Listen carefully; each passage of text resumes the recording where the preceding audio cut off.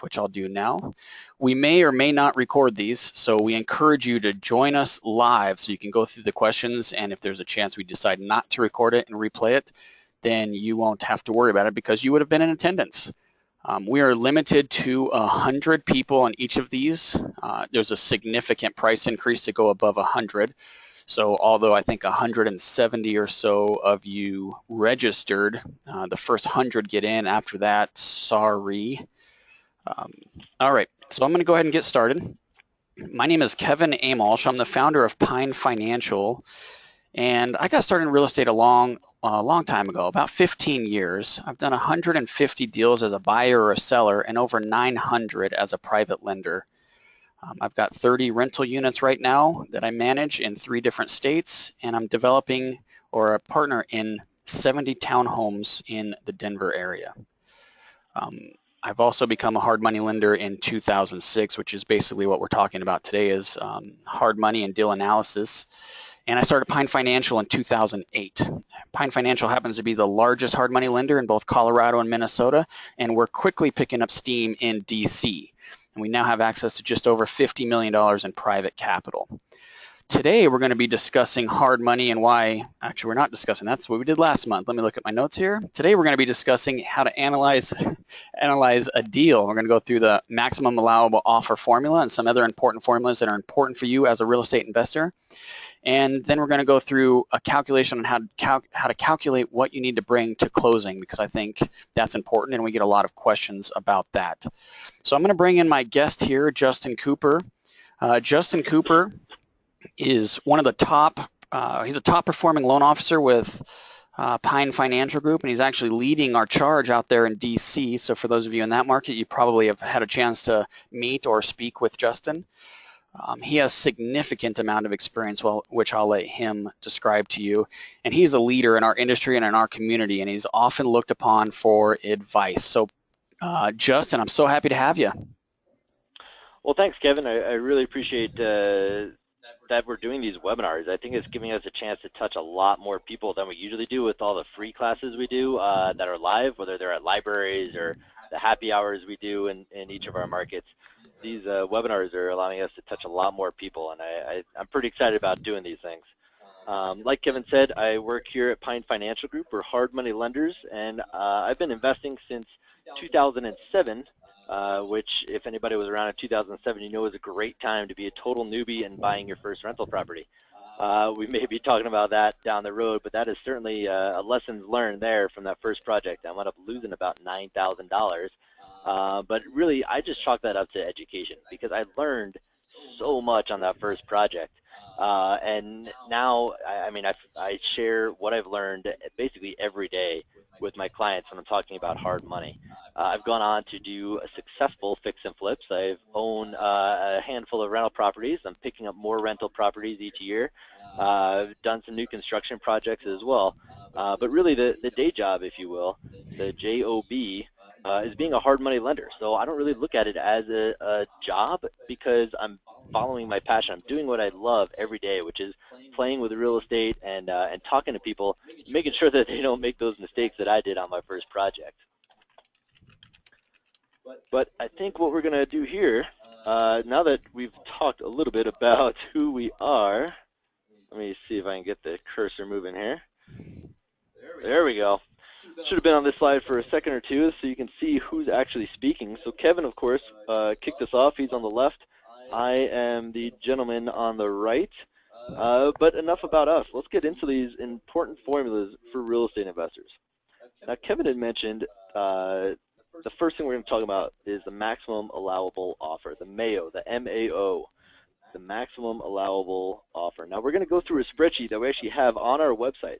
So if you go to pinefinancialgroup.com/resources, you'll find a couple resources there, and I encourage everybody, I don't want you clicking away from the webinar, but in this case, please do. Actually go onto the internet, go to pinefinancialgroup.com, click on the resources tab across the top, and then you'll see a couple different resources. And the last one is that maximum allowable offer sheet. Now, if you don't go there right now, that's no big deal. I'm going to walk through it here on the slides, but in the future, write this down if you're not going there right now, pinefinancialgroup.com/resources. And again, we're talking about the maximum allowable offer. So what we're going to do is we're going to go through this thing. We're going to use an example. And please, Kevin's on the line over there checking, waiting for any questions to come up. So if you have any questions as we're going, please ask away. We're doing this for your benefit. Of course, we know how to fill out this MAO. So we want to make sure that if you have any questions that you're asking and that we can then answer those questions for you. So with that, if you found it great, if not, we're going to start moving forward here. What to offer. This is basically what that sheet will look like. Now, the sheet is a PDF on our website, so you can't just fill it in there. You'd have to print it or something like that and write it in. If you have notebooks or something, feel free and write all this stuff down. You'll notice on the top it says what to offer, and then under it, it says the max loan method. And for anybody who's gone to the website and looked at that sheet, you'll see 2, probably even 3 different ways to figure out what to offer. The first one is this max loan method that we're going to go through. The second one is the profit method, very similar but yet very different. We're going to go through that in a second. And the third one, I believe, is more geared towards rentals. And today we're not going to be talking about analyzing a rental deal. We're talking more about fix and flips, and specifically using hard money to be buying your fix and flips. So let's get into this thing. Let's start going through an example. You'll see that very first line that we need to be filling in is the max loan. Just under that blank space, you'll see in parentheses it says ARV, the after repair value. So on a fix and flip, this is going to be the number, the value of the property after it's all fixed up. And on a fix and flip, this is what we're going to be selling the property for. So in this case, in this example, we're going to use $300,000. Now you see right next to it, it says multiply that by 70%. So if anybody's familiar with some investing rules, you may have heard of the 70% rule. That's exactly what we're talking about right here, the 70% rule. 70% of the after repair value. Now I know you're all on your computers, so I assume you all have calculators at the ready. So feel free and jump in and double check our math. I tried to double check it. I think Kevin even triple checked me here, but no guarantees it's right. 300,000, 70% of that is 210,000. So in this case, what we're talking about is getting a hard money loan. So the maximum loan, at least the way Pine Financial runs their loans, we will lend up to 70% of the after repair value. So in this case, we would be able to loan $210,000. So the next line is the closing costs. You'll see underneath it says the max loan in parentheses. Well, we just figured that out. That's $210,000. Now you'll see we'll multiply that by 4%. That 4% refers to 4 points. That's what Pine Financial charges in origination. We charge 4 points and 15% interest. So what are the closing costs? The maximum loan times the 4 points in origination plus $1,500. Now, Kevin, jump in here real quick. Tell me a little bit about why we have $1,500 in there. You know, the 1,500 is going to cover your flat administration fee that we charge, and then it's going to cover all the other costs that are on the settlement statement, which would include your government recording fees. You got to pay the gentleman or the lady with the stamp, so the notary fees, and you got to pay the settlement fees. And there's going to be a title insurance policy here.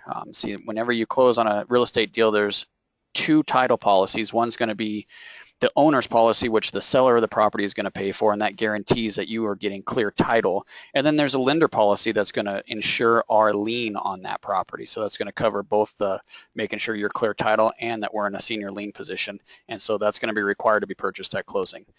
We use 1,500 here, but that can vary a little. We like to say 15 to 2,000, but in this example, we're using 1,500. Yeah, exactly. So the 1,500 is more of a placeholder right now, and we kind of guesstimate that based on the size of the deal. So in this case, we're using 1,500 on this deal, and the larger the deal, the larger that number is going to be. Also, depending on which markets you're in, the title companies are charging different things. We're finding in Maryland that there's a huge transfer tax, so that number might be much higher if you're buying in Maryland. But for right now, for this example, we're just going to use 1,500 in there.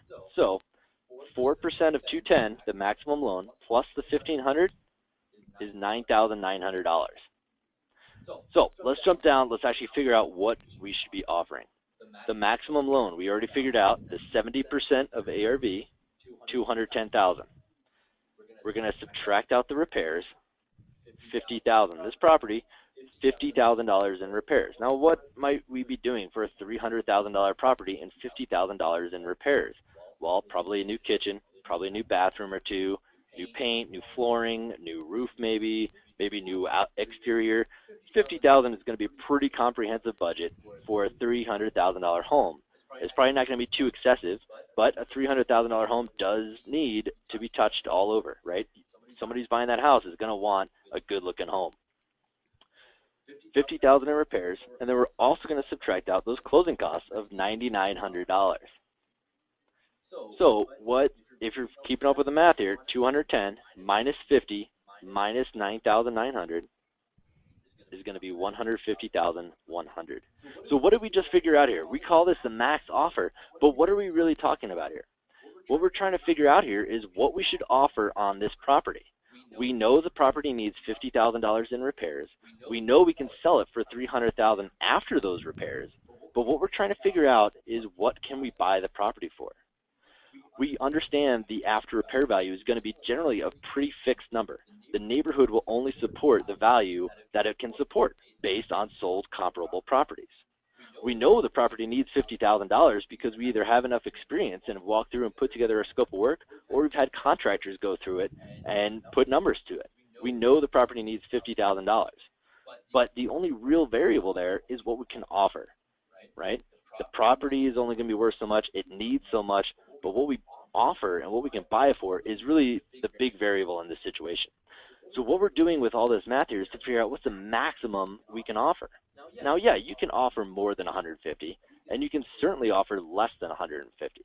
But using that 70% rule, by assuming you're going to get a hard money loan, and these are the closing costs, the maximum offer you should be making would be 150,100. Okay. Now I'm going to jump in. Yeah, I'm going to jump in because we're getting a couple of questions, but you know, the question hasn't come up, which I get pretty much every time I teach this in a live class.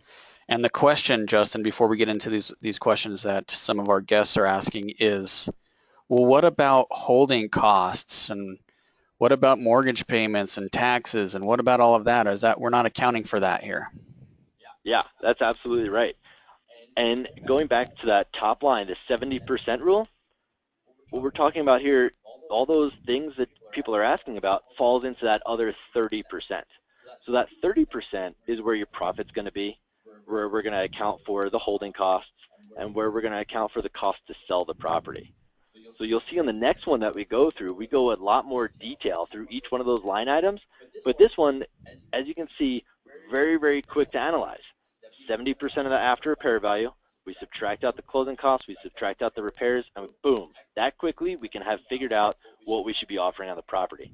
So on the next one we go through, we're going to go through all those in much more detail. And we're going to compare different ways to be analyzing these deals, because some people are more analytical and want to crunch all those numbers, and some people just want to throw something at the wall and say, yeah, 150,000, that's going to be close enough for me for right now. Okay, good. Quickly, the question is, what about realtor commissions in the closing costs? Yeah, realtor commissions on the closing costs. So on these closing costs, that 4% plus 1,500, this is on the buy side. And realtors get paid by the sellers. So in this case, when we're talking about these closing costs, we're not including those because the seller would be paying that. Good. But in the next example, we're going to go through that. Okay, awesome. So the only other question on here, actually, I thought there was more, but there's one other one on here, and are we going to go through an example on a rental property using hard money? So I'm going to address that quick. There is the worksheet as part of that download that you can get off our website for free, but we're not going to do that today because it's a little bit more intense of a analysis, and frankly, most of our clients are fixing and flipping. But there is an article on our blog that I wrote that walks you through exactly how to fill out that worksheet. If you just search rental property analysis or something like that on our blog, then that will come up and it'll walk you through. Or Justin, maybe you and I could do another presentation and walk through a rental property. Also, there's a special report that we put together on our website. It's right on the right-hand side, how to buy cash flowing rental properties with no down payment, something like that. definitely download that and read through that, and that's walking you through how to use hard money to acquire rental properties. So with that, let's go ahead and to the next slide. All right. So just one last thing on the max offer and what we're talking about here, this being the maximum offer, both this one and the next what to offer MAO sheet we're going to go through, you can offer less than that. Potentially you want to start by offering less than 150,000, and then if they're interested, the seller's interested, and you start negotiating, you know that you can negotiate up to 150,000, and that would potentially be the maximum that you would offer. Okay, this isn't a hard and fast number. You can play it up a little bit, you can play it down a little bit, but this is going to be a really good rule of thumb that you can do really quickly to figure out what I should be offering on this home. Good. All right, let's jump into that next one here, the profit method. All right, so if anybody's looking at that PDF off our website, you'll see that there's a little bit more on this, and I jumped up and split some things into a couple different slides here, but we're going to start at the top, and you see those little dashes on the side, those are minus signs, okay? We're going to be subtracting all this out from the after repair value. Same exact example, so 300,000 ARV, we're going to subtract out profit, $50,000. Now this is called the profit method. So we have to put in a dollar figure for that profit. Now in that first one, we just assumed that there would be profit in that 30% that we were accounting for. We were running numbers at 70% and the profit would be in that 30%. But in this one, we're actually going to put a hard number to it. Now Kevin, I heard you say something a while ago about how this sheet is organized, specifically the second item on there. You had said something about how profit was the first one on there because you should be paying yourself first. Yeah, here's the problem that I see a lot of the gurus out there teaching, and it's a disservice, honestly. If you're not paying yourself first, there's a problem. First of all, when you work to the bottom line and your bottom line is profit, a lot of people will put the first subtraction as the offer price or the purchase price, and then you work your way down, and the result of the formula is your profit. Well, if you do it that way, it makes it so easy to adjust numbers and change the profit. I think you should set a profit that you deserve and should make on a specific deal, and however you come up with that number is up to you. I know some people use a multiple of the amount of rehab it needs. I know some people use a multiple of how much money they have to put into it. However you just decide to do it is fine, but the profit should be first so that you don't start adjusting numbers and changing your offer. Absolutely, and I think that's so important. So many people, like you were saying, they'll take as profit whatever's left. But what we should really be doing as investors, we're here to make money. So let's put that as the first thing that we're looking at. I want to make $50,000 on this. And I think that's more than reasonable. On a $300,000 property, you're putting $50,000 of work into it. There's a lot of risk that comes with this. So there should be plenty of reward. So in this case, we're going to use $50,000 in profit is what we're running it based on. Closing costs for purchase is the next item. We already calculated that from the last slide, $9,900. Repairs, same thing. We already know that it's $50,000 in repairs. All right, here comes holding costs. We're jumping over. If you've got that sheet in front of you, if you found it online, you see there's a little box on the side here. This is what's in that box. Now, you'll see there's interest, the HOAs, insurance, taxes, utilities, and you'll see a blank next to it, and then a star. We're going to multiply it by something, a blank, and then the equal sign. And what we're going to multiply by is how long we need to hold this. We're figuring the holding costs. So first thing is how long do we plan to hold the property? Now, if you're doing $50,000 worth of work, it's probably going to take some time. And then, of course, there's a time to market the property, and then once you go under contract, probably at least another 30 days before closing. So for this example, we're figuring 6 months of holding. So right there, first thing we do, write in 6 months all the way down for each of these. Now the interest, $2,625. This is going to be one of those formulas that we go through later in the presentation. But what we're doing here, we're assuming you're using Pine Financial Group as your hard money lender, and we charge 15% interest. So I'm charging 15% interest on $210,000, that max loan from that first slide. If you do that, $210,000 times 15% interest, and then divide it out by 12, you'll see the monthly interest, it's interest only, is $2,625. We're going to multiply by 6 months, comes to $15,750. HOA, in this case, there was no homeowner association on the property. So 0 times 6 months is 0. Insurance, $150 a month. Now, why would insurance be $150 a month? Because we have a vacant policy on this. Okay, this is not a homeowner's policy. This is not a landlord policy. This is a very specific insurance policy. It's a vacant policy. Usually costs a little bit extra. So $150 a month times 6 months comes to $900. Taxes, $140 a month times 6 months, $840. Now again, taxes will vary depending on which market you guys are in, so you really got to pay attention and don't just use these as placeholders. Utilities, $150 a month. Now, I know at my house, my utilities are not $150 a month, but I also don't have contractors running around who like to work in shorts and a t-shirt all day, especially in the winter, and just blast in the heat.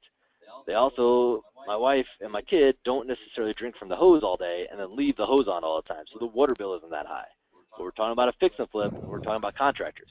So the utilities, I'm assuming, is $150 a month.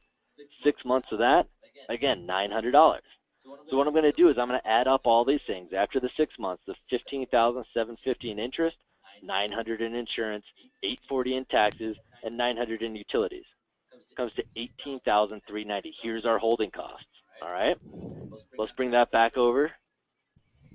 We'll plug in that $18,000. Now concessions. What am I talking about in concessions here? What I'm talking about is on the sell side. These next few items, the concessions, the realtor fees, and then the closing cost to sell. CC is closing costs.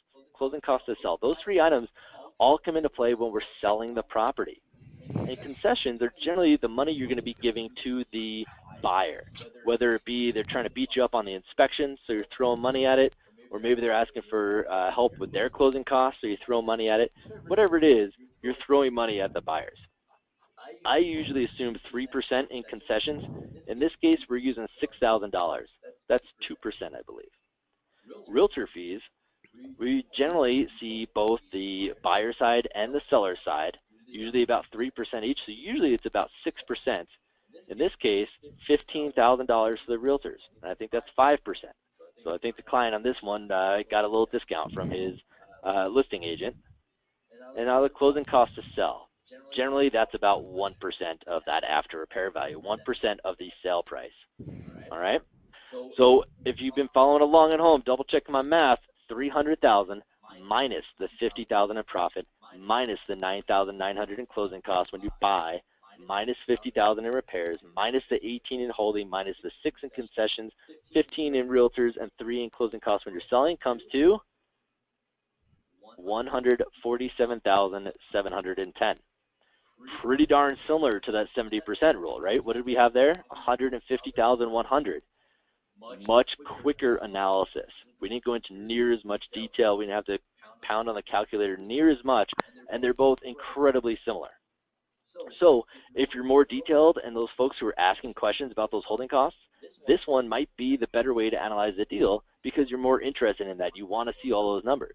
If you're in a hot market where properties are flying off the shelf 5 minutes after they're being listed, maybe that 70% rule is the one that you need to use so you can analyze it a little bit quicker and get your offer out there. But either way, they came out pretty darn similar. All right, good. So I'm going to go into a couple of things that we brushed over and just make sure that it's real clear for everybody, Justin, if that's okay. He's nodding yes. Okay, the taxes and insurance and the holding costs. Sometimes I get the question, well, that shouldn't be a holding cost because you're not paying those each month. Insurance is paid, it's called a prepaid item, so you pay for that in advance, which we're going to get into a little bit later. Taxes are paid in arrears, which means you pay for it after the fact. In both cases, they're basically a lump sum. Sometimes the taxes will be in 2 payments. Sometimes you could do a monthly on insurance, but with Pine, we require a lump sum payment on that. So no, it's not going to be an actual holding cost as far as cash flow is concerned, but it is a cost that's directly associated with how long you've had the property, and that's why we put it on this slide. So I hope that would clear that up. The other thing here is on the insurance. Nothing against insurance agents. Everybody has the best intent, of course, but sometimes the insurance agent will ask the question of, it's usually yes or no. Are you going to live in the property or are you not? And your answer is no, of course, because you're flipping it. Well, if the agent doesn't understand the rehab business or development, they're going to immediately put you into a landlord policy like Justin said. And the unfortunate thing is a landlord policy does have a vacancy clause in it, and the vacancy clause is typically 30 days or more, and it's no good. The insurance is void. So you want to be really careful here when you're getting your insurance, and that's why you're going to see a little bit higher, more expensive policy, because you really do need to make sure you get that vacant property clause or builder's risk. The companies that we see offer these, there's only a couple of them. They all offer them through brokers, so you can't go directly to the source. You have to get it through a broker. One of the biggest is owned from Farmers Insurance. It's called Foremost. And again, it's more risky because it's vacant. There's more liability, vandalism, that kind of thing, so it's a little bit more expensive. So those are the two things I wanted to touch on there. And I just got a question here. How do you determine how much profit you should make on a deal? I don't know that I want to touch that question because everybody is going to be different. Justin, do you want to take a stab at it, or feel the same as I do? Yeah, I think it is a very personal question. Generally, I see investors not want to make less than $25,000 on a fix and flip because they're doing this as an investment. There's a lot of risk involved in owning real estate and owning a $300,000 piece of property. There's a lot of moving parts, all of which can quickly eat into that profit if they're not managed properly. So generally, I don't think people want to be making less than $25,000, although I do see some people being more aggressive with their profits. And then the higher the price point of the property, generally there's more risk in a way. So I think people are wanting more profit dollars on those deals. Is there a rule of thumb? I don't really know of one. It's more of a gut feel, I think, and what would you be comfortable with the risk of the size of the deal and the time it takes to turn that property. Yep, I agree. One other question, you want to keep going? Yeah, Or? let's get one more Okay, question one more here. Absolutely. question. You're like chill over there, hands back and leaning back, feet on the desk. It's funny. Okay, the question here is it okay? I think you guys can actually read these, but I'm just going to read it anyway, just in case. Is it okay to have a rider on your contractor's insurance? I've seen sometimes where you'll have a rider on a landlord policy to cover that vacancy clause. I don't know if anyone's had success filing a claim with that rider, so I would be hesitant with that. A rider on the contractor's insurance, maybe it looks like it was Karen that asked this. Karen, maybe you could elaborate a little bit. When you say contractor's insurance, typically what you're talking about is a liability policy, and that is going to cover that specific liability policy does cover construction because it's the contractor's license and they do construction. What it doesn't cover is if there's a fire or if there's theft or if there's vandalism or any of that. Typically a contractor's insurance policy does not cover that, and I don't know of a rider you can add to a contractor's license to cover a hazard against the property itself. So unless I'm not understanding the question, I guess maybe you can clarify that for me. Yeah, and these are all great questions, and I've been thinking that insurance might actually be a pretty good topic for one of these webinars. There's so many little nuances that go into the insurance involved in real estate investing that, down the road we might be having one of our insurance agents that we work closely with and refer out join us on one of the calls, and we can ask him and get some of these answers, because there's so many little nuances and so many great questions, and they're all incredibly important. But, Kevin and I, that's not our expertise. We know we need insurance, and we work with the right people who make sure we're covered. But, that's not what we focus on day in and day out. So these are great questions. Unfortunately, we don't have all the right answers for all those. And I'd like to think that Kevin and I are smart enough to know that we don't know all the right answers for everything. But if there's no other questions right now on that, let's jump ahead here. So we looked at the max offer of 70% rule, came in at 150. The profit method came in at 147. So they're close. They're very similar. What is your preference? That's up to you to go into and figure out which one you want to be using. Generally, I would not be doing both, though, because you're both accomplishing basically the same thing. So you don't want to be suffering from analysis paralysis, where you're stuck just running numbers, crunching, well, maybe I should do this, well, what if I run it that way? We designed these two to be similar but different, but both very easy to use, because especially in today's market, time is really of the essence. The sooner you can get an offer out there and be comfortable and confident in that offer, the more likely you are to be going under contract. So time is of the essence. All right, so what other formulas here? We've been talking that 70% rule. So why is the 70% rule so important? Why are we, Pine Financial, not the only ones who use that 70% rule? Well, it's really easy to analyze a deal using that 70% rule. Another rule of thumb might be take your purchase plus the repairs, divide it by that after repair value. And then underneath you can see how we can kind of roughly analyze the deal based on how it shakes out. Now, a $300,000 after repair value, we had a purchase of, let's just assume a flat 150 purchase and repairs of 50. So that's $200,000 divided by a $300,000 after repair value. And if my calculator tells me right, it's 66.6%. I think Kevin's actually reaching for his calculator to double check my math. It's 2/3, Kevin.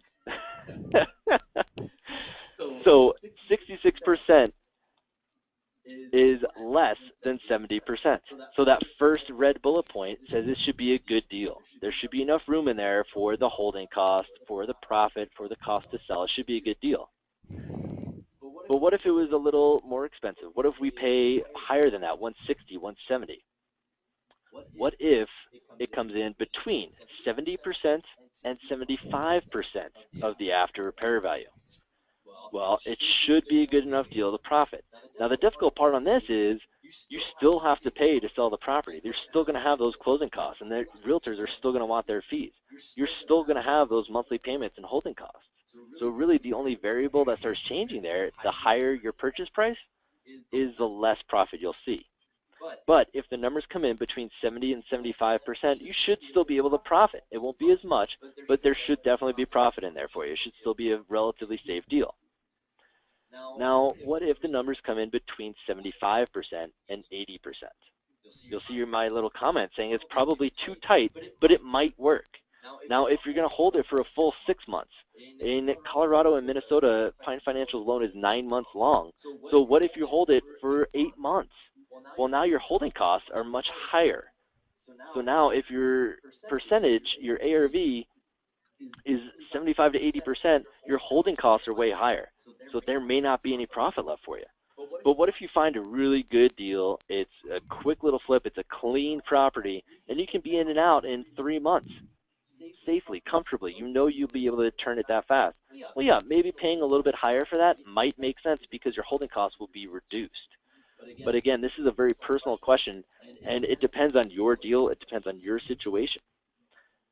And what if we're over 80%? Now we say punt. Of course, it's football season, so I think a lot of people will understand what that means. But basically, if it's 80%, you got to give it away. It's probably not going to be a good deal for you. Now again, this depends on the market, and it certainly depends on how you're financing the deal.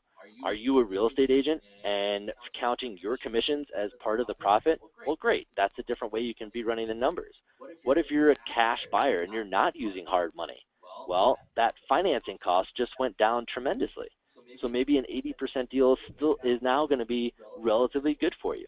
So these are all types of things that you need to be thinking about and understand your personal situation and how you're going to be approaching your investing, because on our side, as hard money lenders, these are what we're looking at, and this is the numbers we're going to be talking about. If you bring us a deal and we see that it's right about 75, 76% of that ARV, your purchase and repairs, we're going to have a serious conversation about should you be moving forward. We're going to dive deeper into say, okay, well, what profit do we really think you're going to be making, and is this going to be a good deal for you? Now, we kind of covered this before. If you're using Pine Financial's loan, and a lot of other hard money lenders out there use this, I know back east in DC, a lot of lenders use a 65% rule, so we're lending way more than them. Some are even at 60%, but Pine Financial lends 70% of the after repair value. So again, that should be a relatively quick calculation. The 70% rule, what's 70% of the after repair value? That's how much Pine can lend.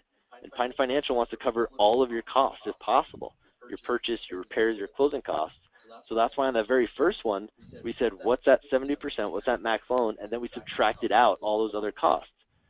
So if those numbers all line up the way we think, it could be a no money down deal for you where you have no money out of pocket. The loan will cover all of your costs. Okay, I'm going to jump in real quick on, go back to the formula here with the purchase, repairs, ARV. That is like by far the most common, most used formula, especially in our office. When you call us, we're going to ask those three numbers and we're going to tell you in, I don't know, maybe 2 seconds if it's a deal or not. Now, of course, that's based on your number, so we're going to have to verify that. But assuming your numbers are correct, we could tell you if it's a deal or not in about a half a second. And again, you don't need to call us to do that. Now you know this is the formula that we use. I jumped in here quick, Justin, because there's some questions on that specifically. So I'm gonna skip a question here and ask this one because it's directly relevant to what you just talked about. Okay, so are you including closing costs, etc., and the purchase price when you're running this formula? So this one right here spells out purchase plus repairs divided by ARV. But if you call in and you talk to me, I will go that extra step and look at what the closing costs are going to be. And then I add that into where are we on the 70% scale. So if you're talking to me and you say, Justin, here's my purchase, here's my repairs, here's my after repair value, I'll add it up. I'll do the same analysis we did on that first slide to say, okay, this is how much the closing costs will be roughly. And then, okay, what's the total purchase, repairs, and closing costs divided by the ARV. Okay. Generally, the closing cost is a much, much smaller number, so it's relatively insignificant when you compare it to these, but it is important to understand. Yeah, and I'm gonna disagree just a little with Justin here, and this is what makes this fun. The idea of this formula with these three variables, not including closing costs, is not to determine the profitability of the deal, how much you're going to make, nor is it to determine how much money you're going to need at closing. Both of those formulas, closing costs are essential. Yes, this is more quick, snap my fingers, can I profit, yes or no? So we typically ask this question because you already have a purchase price on the deal when you call our office, so we know what the price is. Or if we see wholesale deals come across our desk, we know what the wholesale price is. So again, it has nothing to do with what the profit's going to be. So I don't use the closing costs in my formula. I just want to know immediately, is this going to profit? Is this still going to profit or not? Now, if we're getting close to the 75% mark, then all of a sudden the closing costs become extremely relevant, and I'm not going to use this formula. I'm going to probably go to the profit method and figure it out that way. So that's my 2 cents. Justin goes the extra mile, so that's awesome. But this is just one way for me to look at a deal and know if I'm going to spend more time on it or not very quickly. Yeah, right there. Case in point, everybody has an approach slightly different. So what you got to be able to do is take what we're giving you and take whatever you've learned before and come up with what's best for you. Everybody has their own way of analyzing a deal, of running their numbers, but really what it comes down to, the most important thing is locking in whatever method you're going to use so that on each deal you're going to be consistent and you're going to be quick in analyzing that deal. All right, we got a couple more here before we move on. I like taking questions as we go so that we can have a judge of time on how we're going to do near the end. Yeah, it's more relevant. So I'm going to read this one to you, Justin, and you could do with it what you want. Okay, you mentioned some of the deals you may need to act quick, 5 minutes, question mark. What should you assume for cost of repairs if you don't see the property before making an offer? What a fantastic question.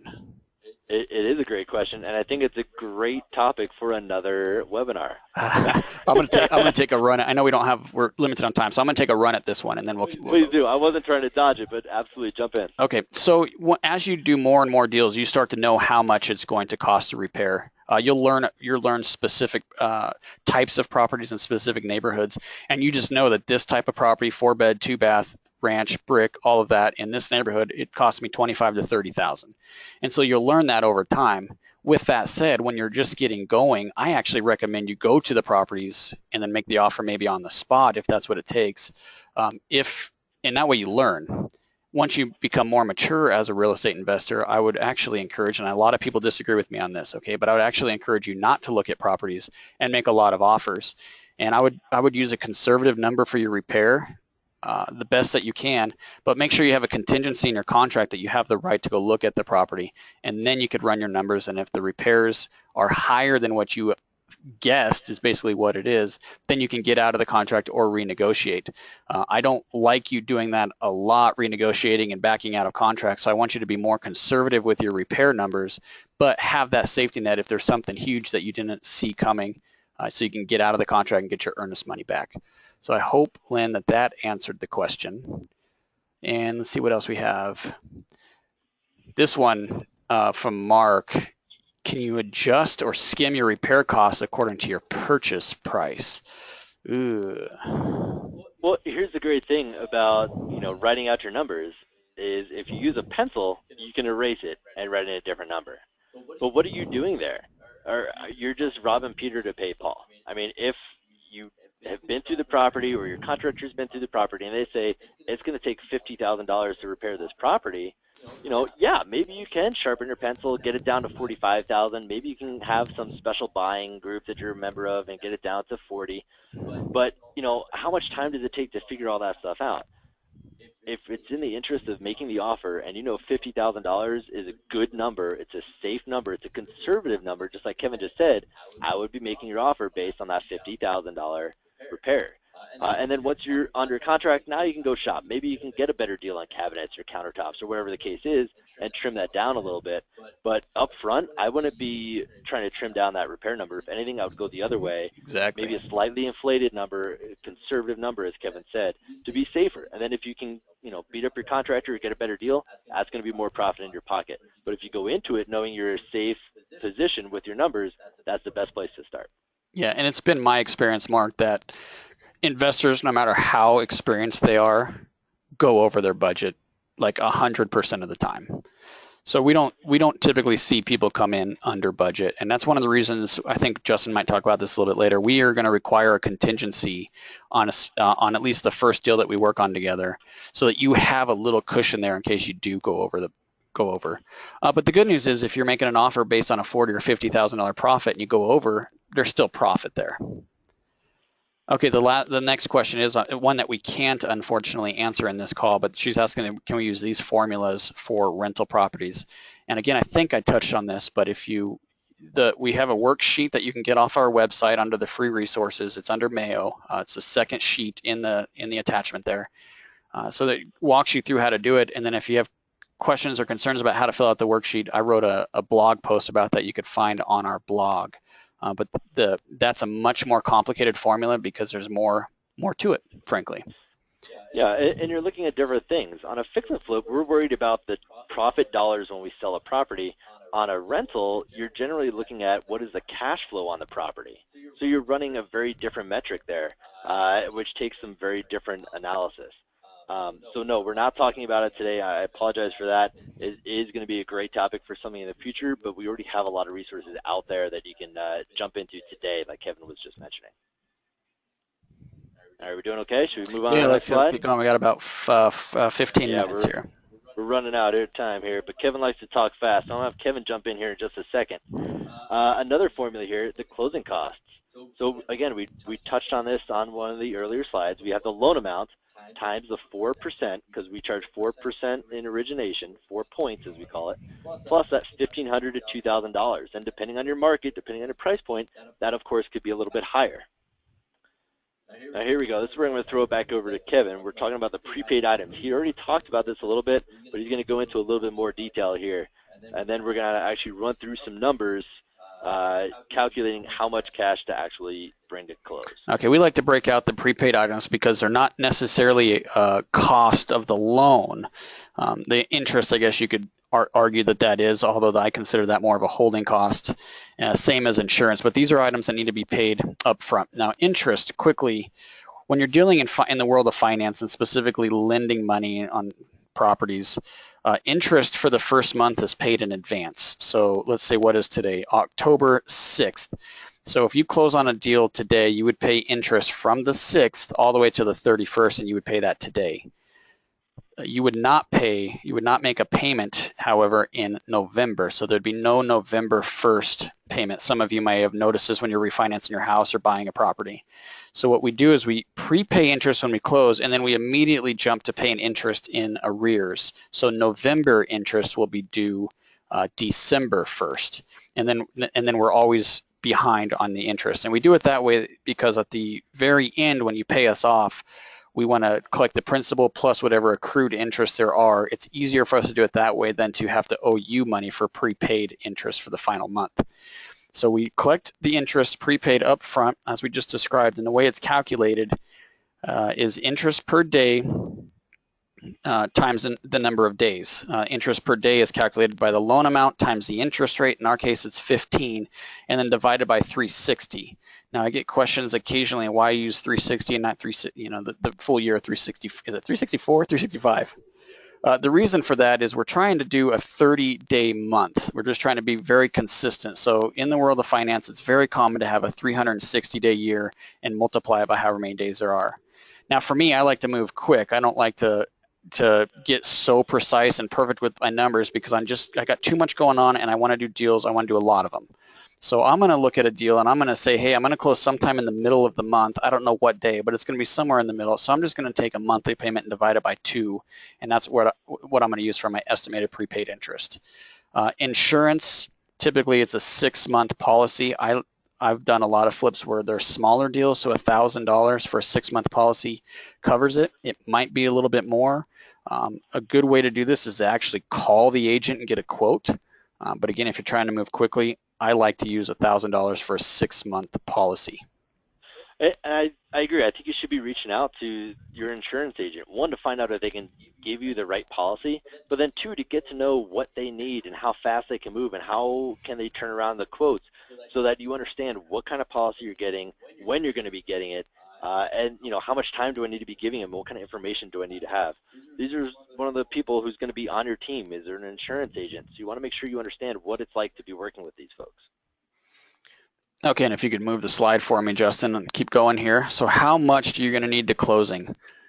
I think you talk about this on the next slide, but I'm just going to mention Pine Financial has a reserve guideline we're very strict about. I think that if you don't have enough reserves in your account and there's a problem, it becomes a big problem. So although we will finance 100% of your deal, that doesn't mean that you can't have any money. So you need to have some reserves. Now our requirement is $10,000 or 7.5% of the loan amount, whichever the two numbers is higher. Again, it's $10,000 or 7.5% of the loan amount, whichever the two is higher. And that needs to be in your account liquid after closing.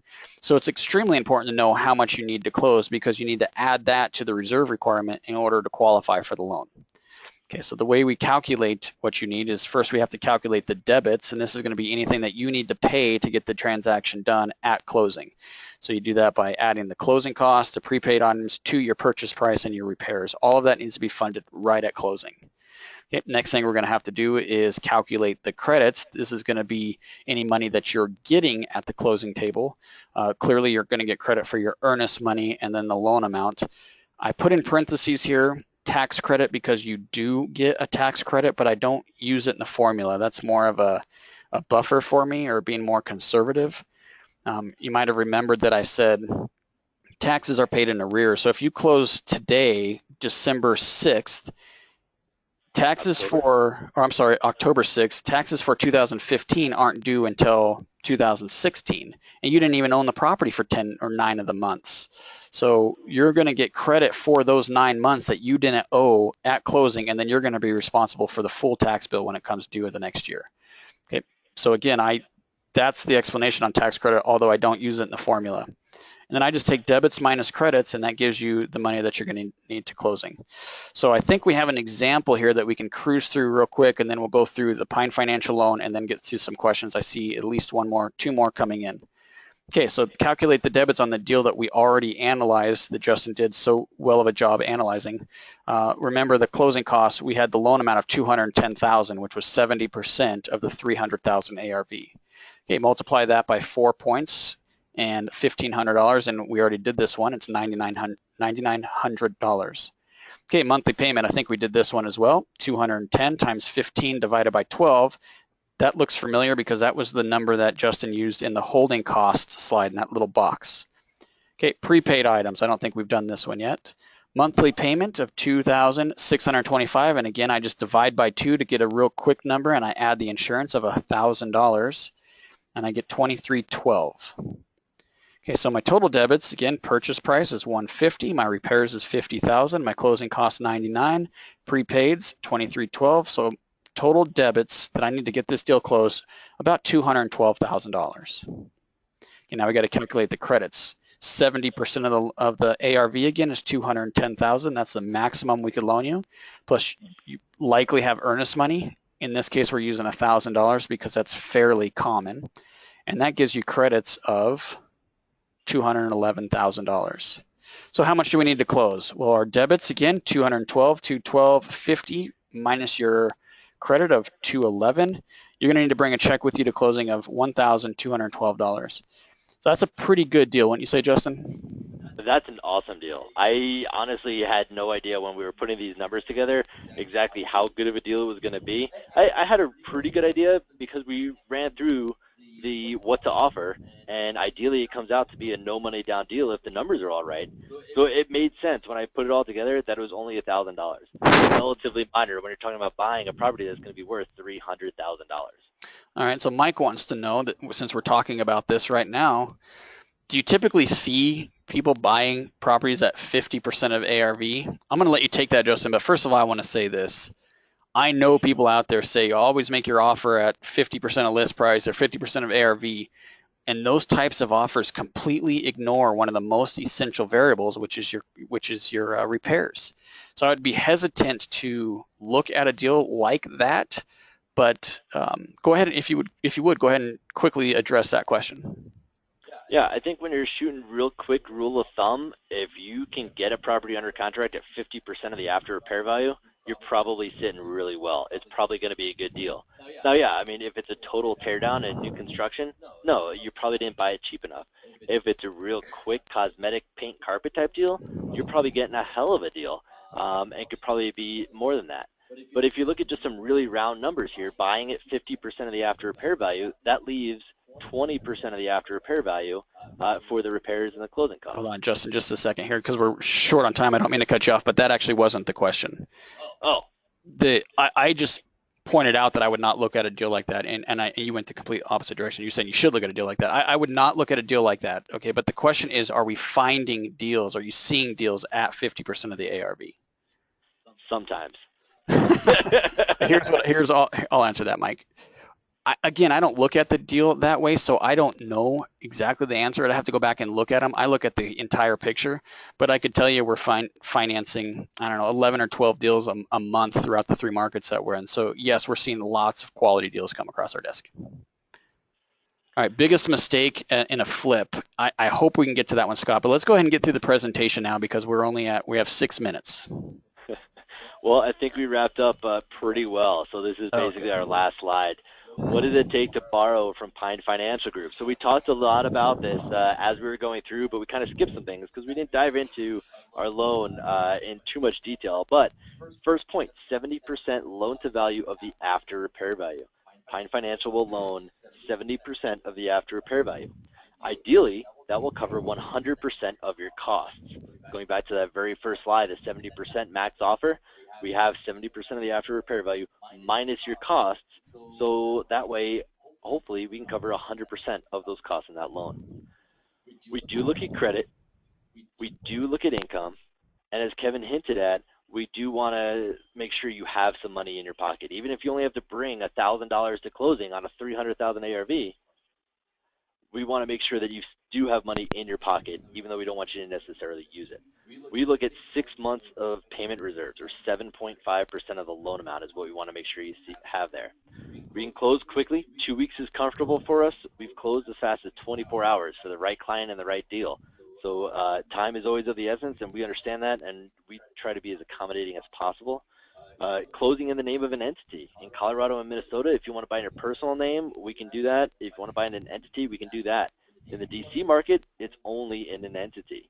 So you cannot buy in your personal name if you're using Pine Financial.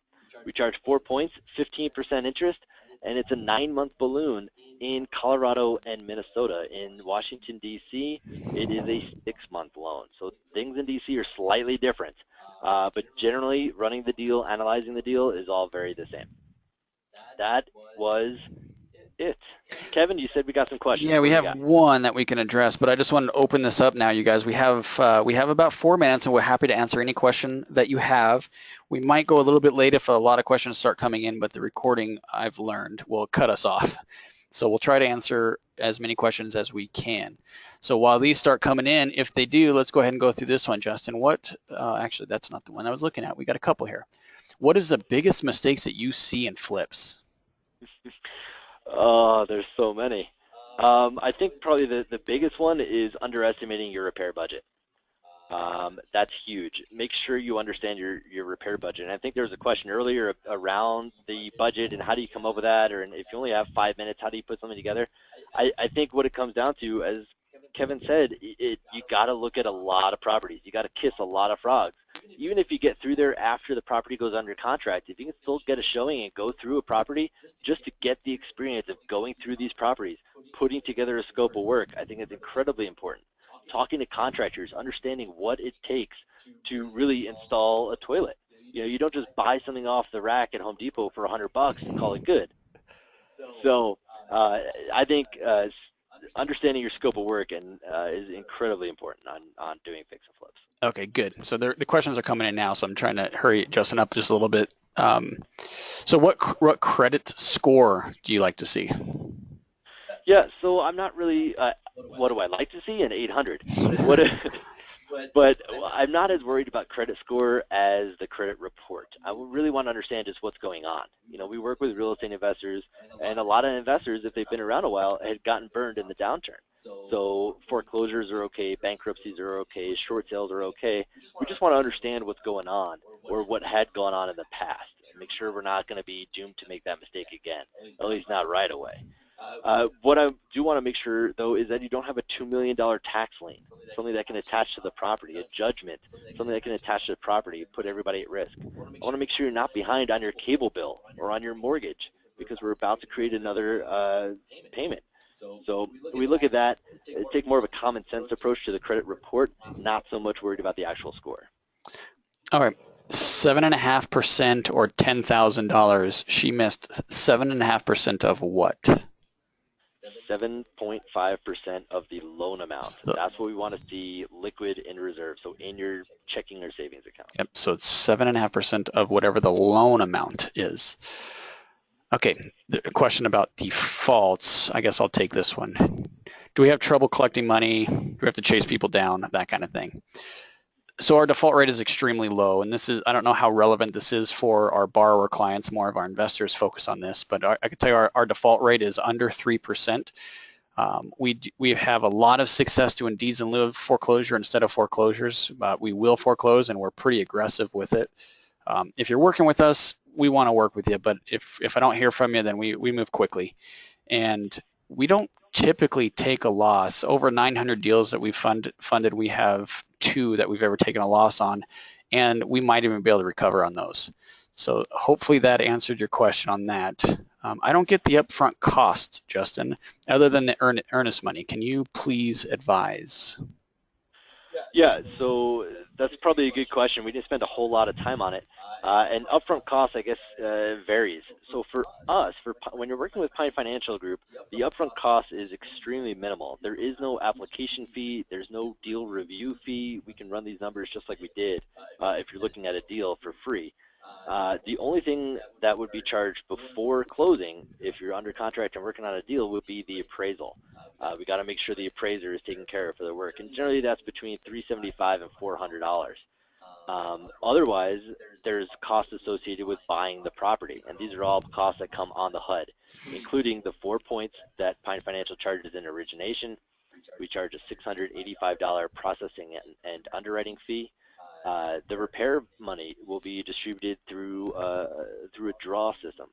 So we charge for the draw inspection, generally $300 in inspection draws. All of that is on the HUD and basically accounted for in some of those numbers we were running on the closing costs. Yeah, and you said $300 for the draws. Just to clarify, that's $100 per inspection. So we assume a three inspection process, but that varies depending on how big the project is and how often you need the draws. Okay, where do you get an application? Yeah, pinefinancialgroup.com. Yeah, it's right on the right-hand side. It says 100% rehab loan. You could just click on that and you can do it right online. Okay, do you have a real estate agent that, wait, do you have a real estate agents that know how you work so I could hook them up? Oh, sorry, Jeff, that's okay. He said sorry to me just now. So did that question make sense to you? Do we have real estate agents that we recommend? I think that's what he's asking. If so, yes, but we're talking to an audience right now that's diversified across the entire United States. So if you're looking for someone specific, feel free to email me. My email's on the screen right now, justin@pinefinancialgroup.com. Kevin and I can put our heads together if we need to, but generally we like the same agents. Drop me a note. Where are you located? What kind of deals are you going after? And we'll generally be able to point you in the right direction of a good agent. Yeah, and I think a good agent is absolutely essential to your team. In fact, I just spoke on a panel for association here in Denver. Was that Friday? Friday. And they asked me on the panel, what are the 3 most important things to a fix and flip business when you're just getting started? And I said the agent was probably your number one that you need. They help you find deals, although I think that's less common now. Most of the deals that we're seeing are not MLS, but agents help you tremendously with the value, which is the hardest number to find, and they help you sell the property. So I think real estate agents and realtors are essential. Does a new CFPB apply to hard money loans? I'll take that one. No. Short and sweet. Okay. Yeah, these are business purpose loans. Oh, that TILA and RESPA stuff that you're hearing, that is for consumer-based loans. So we have been advised by our attorney to not follow those rules. All right, I think that's it. If you guys want to ask another quick question, please do so. Otherwise, I think we're going to go ahead and get this wrapped up. Justin, do you have any final thoughts on what we talked about today? Really, I think there's tons of formulas out there. We only hit a small couple of them. You got to just find out what formulas you're comfortable with. Come up with your own template, put together your own sheet. Feel free to print off 100 of ours and use that. But come up with your own way of analyzing a deal and stick to that one way and just do that. Don't get lost in that analysis paralysis. I was stuck in it for years and I never got anywhere. So once I actually figured out the small handful of formulas that I was comfortable with, all of a sudden I could get more deals under contract. I could move much faster, and my portfolio really started to take off. So understand what formulas are important to you and stick to those. Okay, so our next webinar is going to be on the first Tuesday of the month. The webinars will be the first Tuesday of every month, 5:30 Mountain Standard Time. So the first Tuesday of November looks like it's going to be November 3rd. Okay, 5:30 Mountain Standard Time. You'll get emails or you'll see it on the meetup pages about it. Again, sign up, sign in, and get there early so that you don't miss out. We really enjoy the questions. So like today, when you guys are real active and asking us questions, we really enjoy that. It's a lot of fun for us to do this. So with that, I'm just going to say I appreciate you guys coming on, and I wish you the best.